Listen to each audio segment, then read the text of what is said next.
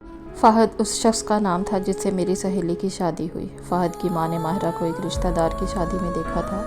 میری سہیلی کی عادت تھی کہ وہ بزرگوں سے نہایت ادب سے پیش آتی تھی، ان کی خدمت کرتے نہیں تھکتی تھی۔ اسی عادت کے باعث وہ آنٹی کی نظروں میں آ گئی۔ تقریب میں اس نے آنٹی کا خیال رکھا تھا، تبھی انہوں نے فیصلہ کر لیا کہ میں اس لڑکی کو اپنی بہو بنا کر رہوں گی۔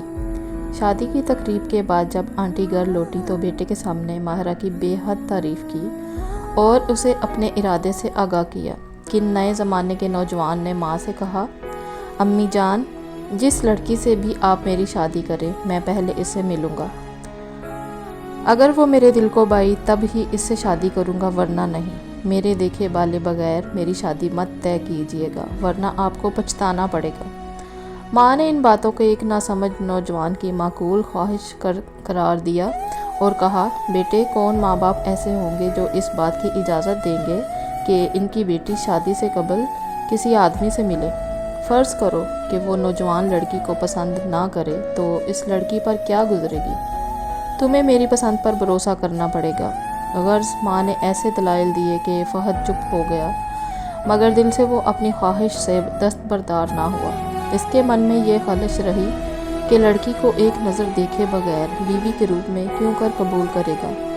فہد کی ماں اسے جلد از جلد بیاہنا چاہتی تھی، تبھی بغیر وقت ضائع کیے وہ اس کا رشتہ طلب کرنے خالہ جی کے گھر گئی۔ خالہ نے بھی اچھا رویہ اختیار کیا، کیونکہ آج کل میں گھر بیٹھے لڑکیوں کے اچھے رشتے ملنا بہت مشکل ہے۔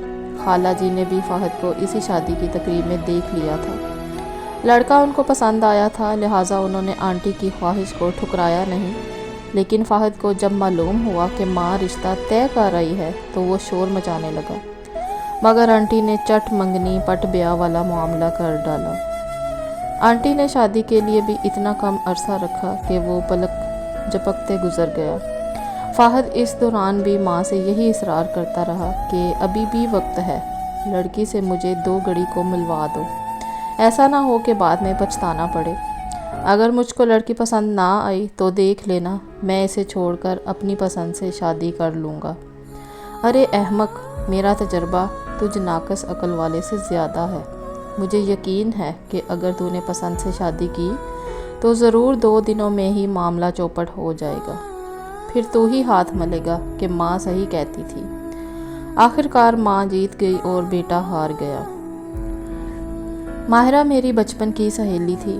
میں خوب جانتی تھی کہ وہ نہ صرف گنوں میں پوری تھی بلکہ خوبصورتی کے ساتھ خوبصورتی میں بھی لاکھوں میں ایک تھی۔ آنٹی نے بیٹے سے یقین کے ساتھ کہا کہ دیکھ لینا، بہو تم کو ضرور پسند آئے گی، پسند نہ آئے تو پھر بات کرنا۔ اس یقین بھرے لہجے پر فہد چپ ہو گیا۔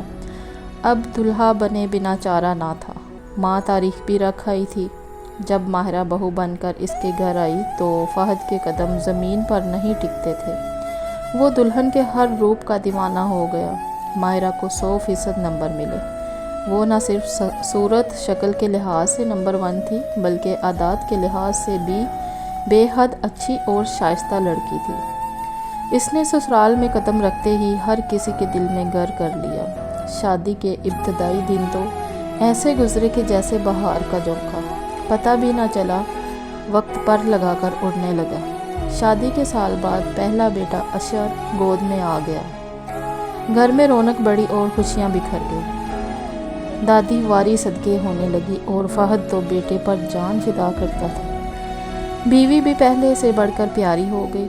فہد کا اپنا بزنس تھا، خوب کما رہا تھا، گھر میں خوشحالی تھی۔ اس نے کافی ملازم رکھے ہوئے تھے۔ 1-2 بار ماہرہ بھی فہد کے آفس جا چکی تھی، جہاں اس کے پرسنل سیکرٹری کے طور پر ایک سمجھدار بردبار قسم کے حضرت براجمان ہوتے تھے۔ غرض میاں صاحب کے آفس کا ماحول ایسا نہ تھا کہ وہ پریشان ہوتی۔ دراصل ایک گھریلو ملازم کو فہد سے کچھ رنجش تھی، سو اس نے ماہرہ کے دل میں شوہر بارے کچھ غلط فہمیاں پیدا کرنے کی کوشش کی تھی۔ ہوا یوں کہ وہ اپنے گھر میں خوش اور مطمئن زندگی گزار رہی تھی کہ ایک دن آفس سے کسی نے اسے فون کیا اور کہا، میڈم، میں یہاں ملازم ہوں، آفس کے باہر سے فون کر رہا ہوں، کیونکہ بر وقت آگاہ کرنا اپنا اخلاقی فرض سمجھتا ہوں۔ آپ کسی دن صاحب کے آفس کا ضرور چکر لگائیے، ایسا نہ ہو کہ دیر ہو جائے اور آپ کو نقصان ہو۔ یہ عجیب و غریب قسم کا فون کس نے کیا تھا؟ نام تک نہ بتایا۔ ماہرہ نے کوئی اہمیت نہ دی، لیکن جب 3 بار یہی فون آیا تو وہ سوچ میں پڑ گئی۔ ممکن ہے فاہد کے آفس میں کوئی اچھا آدمی ہو، کوئی خیر خواہ ہو جو ہم کو کسی نقصان سے بچانا چاہتا ہو۔ یہ بھی ہو سکتا تھا کہ کوئی کاروباری مخالف پریشان کرنے کو فون کرتا ہو۔ یوں ایک روز وہ بغیر اطلاع شوہر کے آفس چلی آئی۔ بہانہ کیا کہ طبیعت خراب تھی، آپ کے ساتھ ڈاکٹر کے پاس جانا تھا۔ آپ کے پاس ٹائم نہیں ہے تو اپنی گاڑی اور ڈرائیور دے دیجئے۔ فہد نے خوش اخلاقی سے حسب معمول بیوی کی آؤ بھگت کی اہمیت دی، محسوس نہیں ہونے دیا کہ اس کا یوں چلے آنا کس قدر بار خاطر ہوا ہے۔ ماہرہ نے بغور ہر شے کا مشاہدہ کیا تو ایک بات نے اسے چونکا دیا۔ اس بار آفس میں ایک نئی لڑکی کا اضافہ ہو چکا تھا، اور یہ اس کے خاوند کی پرسنل سیکرٹری تھی۔ اسے سب سے زیادہ تعجب اس لڑکی کی کم عمری پر ہوا، اور جلد ہی اس نے لڑکی کے چہرے کے تاثرات سے محسوس کر لیا کہ اس کو ماہرہ کے آنے سے دلی تکلیف ہوئی ہے۔ تاہم ماہرہ خاموش رہی اور کسی قسم کے رد عمل کا مظاہرہ نہیں کیا۔ اس نے محسوس کیا کہ یہ لڑکی گرچہ خوبصورت اور کچھ اضافی خوبیوں کی مالک ہے، مگر بہت حساس اور جذباتی بھی ہے۔ تبھی تو اس کے دل کی کیفیت چہرے سے عیاں تھی، اور چہرہ تو دل کا آئینہ ہوتا ہے۔ اس نے گھر آ کر اس بارے سوچا، لیکن کسی منفی خیال یا شک و شبہ کو دل میں جگہ دے کر خود کو نقصان پہنچانے کی بجائے اس معاملہ کو درگزر کر دینے میں ہی عافیت جانی۔ کیا جانتی تھی کہ فاہد تو پہلی ہی نظر میں ماریہ کا دیوانہ ہو گیا تھا۔ اس لڑکی میں نوخیزی کے ساتھ بلا کی کشش تھی۔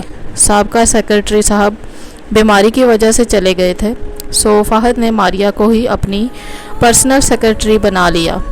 گرچہ اسے بھی آفس کے کام کی سمجھ نہ تھی، لیکن کیا فرق پڑتا تھا، دل کے سودے تو ہوتے ہی عجیب و غریب ہیں۔ ماہرہ سوچ بھی نہ سکتی تھی کہ کبھی وہ لمحہ بھی آ جائے گا کہ یہ دان پان سی انجان لڑکی اس کی زندگی میں بنچال لانے کا سبب بن جائے گی۔ تھوڑے دن گزرے کہ فاہد صاحب دیر سے گھر آنے لگے، اور بیوی کے اس سوال سے خفا ہونے لگے کہ آج آپ اتنی دیر سے کیوں آئے؟ ماہرہ، مجھ سے ایسے سوال مت کیا کرو، الجھن ہوتی ہے۔ بزنس کرتا ہوں تو دیر سویر ہو جاتی ہے۔ اتنا شفیق، اس قدر مہربان، پیار کرنے والا شوہر اب اچانک اس طرح سے پیش آنے لگا تھا۔ وہ حیران تھی، آخر ماجرا کیا ہے؟ وہ مثبت سوچ کی حامل لڑکی تھی، تبھی حقیقت کو سمجھ نہیں پا رہی تھی۔ اسے منفی رنگ سے دیکھنا ناچار ہی تھا، لیکن کوئی جب کھلم کھلا اپنی شریک حیات سے بے اعتنائی برتنے لگے تو بے وقوف بیوی کے بھی ہوش ٹھکانے آ جاتے ہیں۔ فاہد کی مسلسل سرد مہری سے ماہرہ کا یہ ماتھا ٹھنک گیا۔ اس نے شوہر سے سیدھے سباؤ ہی ماریہ کے بارے سوال کر دیا۔ فاہد بھی دنوں سے اسی بات کا منتظر تھا۔ اسے کسی کا ڈر تھا۔ صاف صاف ماہرہ کو بغیر لگی لپٹی بتا دیا کہ وہ اپنی سیکرٹری ماریہ سے دوسری شادی کر رہا ہے۔ یہ بھی کہہ دیا کہ تمہیں رہنا ہے تو رہو، میں تمہارے حقوق میں کمی نہیں کروں گا۔ اگر نہیں رہ سکتی تو بے شک آزاد ہو، جہاں چاہو جا سکتی ہو۔ یہ باتیں ماہرہ کے دل پر تیر کی طرح لگی، تاہم وہ تحمل سے سنتی رہی۔ روئی اور نہ پیٹی، نہ چیخی چلائی، بس ٹکر ٹکر شوہر کی صورت کو دیکھتی رہی۔ صبح ہوئی تو اس کی آنکھیں سوجی ہوئی تھی۔ ساس نے پوچھا، بہو کیا بات ہے؟ طبیعت تو ٹھیک ہے، کیوں آنکھیں سوجی ہوئی ہیں؟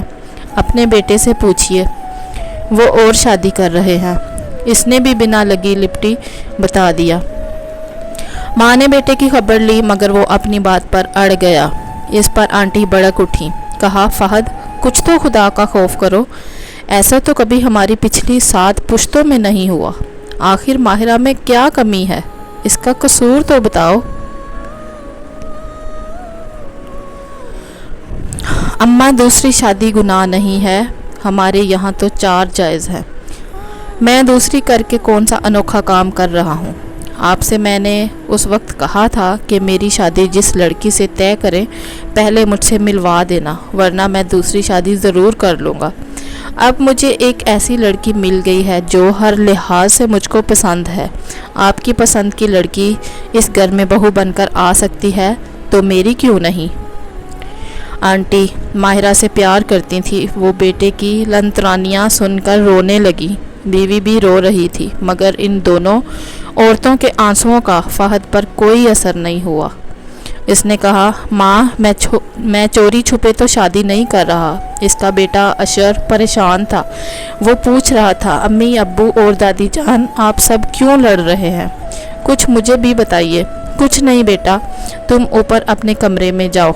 ماہرہ نے بیٹے کا ہاتھ پکڑا اور لے گئی۔ تبھی فہد نے ماں کی منت کی کہ غصہ نہ کرو، دیکھو میں ماہرہ اور بچے کی سرپرستی سے تو ہاتھ نہیں اٹھا رہا، ان کے حقوق پورے ان کو ملیں گے۔ اللہ کا شکر ہے اتنا کما لیتا ہوں کہ دو گھروں کا خرچہ آسانی سے اٹھا سکتا ہوں۔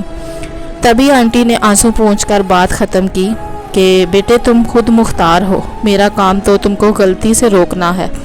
تم کو ماہرہ سے اچھی بیوی نہیں ملے گی، نئی لڑکی 4 دن کی چاندنی کی طرح ہوگی۔ یہ بات یاد رکھنا کہ سکون بڑی چیز ہوتا ہے، اور سکون 2 سے نہیں 1 ہی بیوی سے ملتا ہے۔ ایک بات اور سن لو، میری بہو ماہرہ ہی ہے، میں کسی دوسری کو اس کی جگہ نہیں دے سکتی۔ یہ کوٹھی میرے نام ہے، تمہارے والد نے تمام جائیداد، روپیہ پیسہ، گاڑی، بزنس سب میرے نام پر رکھا، میں سب اپنی بہو ماہرہ کے نام کر رہی ہوں۔ تم شوق سے دوسری شادی کا ارمان پورا کرو، جا کر ماریا کو بتا دو کہ ماں نے تمام جائیداد بڑی بہو کے نام کر دی ہے۔ اس کے بعد بھی اگر وہ تم سے محبت کرتی ہے تو بے شک تم اس سے شادی کر لو، اسے لے کر الگ گھر میں رکھنا، میرے گھر مت آنا۔ آنٹی نے اپنا سخت فیصلہ سنا دیا۔ فہد جانتا تھا ماں ایسے ہی خالی خلی دھمکیاں نہیں دیتی، جو کہتی ہے کرتی بھی ہے۔ میں چلا جاتا ہوں، آپ کی مرضی، جو چاہیں جس کو دیں، آپ کی ملکیت ہے، میں خود کھا لوں گا۔ ٹھیک ہے تو جاؤ، خدا جانے تمہاری عقل کہاں چلی گئی ہے جو بیوی بچے کو بھی چھوڑے جا رہے ہو۔ کل تک ماہرہ خود کو ایک خوش قسمت عورت سمجھتی تھی، لیکن اب یہ نقب کہاں سے لگ گئی؟ وہ سوچنے لگی، شادی کے بعد تو کبھی فہد نے ناپسندیدگی کا اظہار نہیں کیا تھا، وہ ماہرہ کا دیوانہ ہو گیا تھا، کبھی یہ احساس نہیں ہونے دیا تھا کہ وہ اسے پسند نہیں کرتا، پھر اچانک یہ بات کیوں اسے یاد آ گئی؟ سچ ہے، مرد کا اعتبار نہیں، کبھی بھی کوئی بھی عورت اسے بھا سکتی ہے اور اس کے دل کو لبھا سکتی ہے، وہ اپنی بے قصور بیوی پر سوکن لا سکتا ہے۔ اس کے بعد جب فہد 1 ماہ بعد گھر آیا تو ماریا سے شادی کر چکا تھا۔ اس نے آتے ہی اعلان کر دیا کہ ماریا اس کی بیوی ہے اور ماہرہ کو اسے قبول کرنا ہی ہوگا، سو کر لیا گیا قبول، مگر ساس نے سب اثاثہ اور جائیداد کی مالکن ماہرہ کو ہی بنائے رکھا۔ مزید اچھی ویڈیوز دیکھنے کے لیے پلیز میرے چینل کو سبسکرائب کیجیے۔ آج کی سٹوری اگر آپ کو اچھی لگی تو پلیز ایک لائک اور ایک کمنٹ ضرور چھوڑیے گا۔ تو انشاءاللہ تعالی ملتے ہیں ایک نئی ویڈیو کے ساتھ، تو تب تک کے لیے مجھے اجازت دیں اور میرے چینل اردو گھر کو ضرور سبسکرائب کریں۔ اللہ حافظ۔